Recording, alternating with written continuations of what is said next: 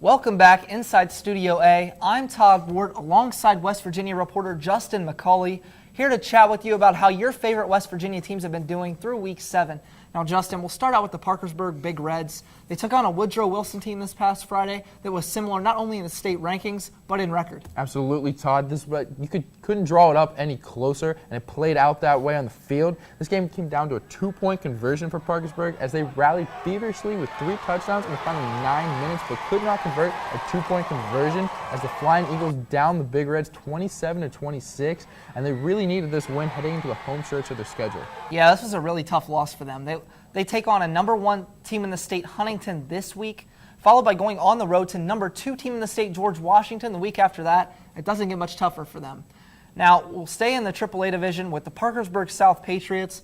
They've struggled this year, but they got back on track this past Friday with a 42-32 win over John Marshall. Justin, this offense has had struggles early on in the season, but when they get going, they really get going. Indeed, Todd. The Patriots snapped a 4-game losing streak and had everything to do with its offense. P South had both a 100-yard rusher in Cody Smith and a 100-yard receiver in Cody Boggs. It was the night of the Cody, but wait, they had help. Quarterback Garrett Gilkerson was 10 for 15 for 170 yards and 3 touchdowns on the night. Was this a game that could turn the Patriots season around? I think it was, because they had a bye week before the John Marshall game to get ready for them, and Garrett Gilkerson came out and had his best game of the year.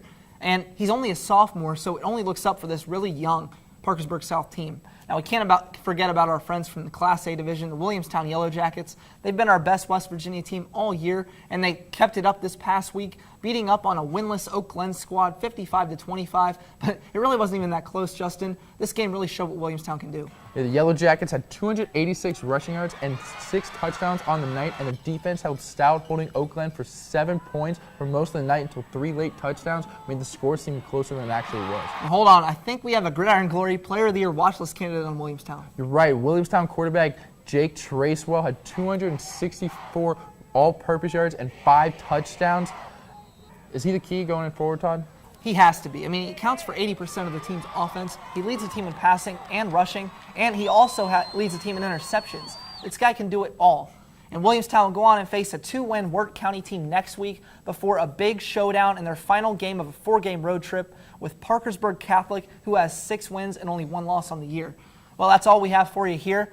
But remember, check out our show Friday nights at 11:30 and check out all our online content at woub.org/gridiron. For Justin McCauley, I'm Todd Ward, reminding you there's nothing better than Friday nights and gridiron glory.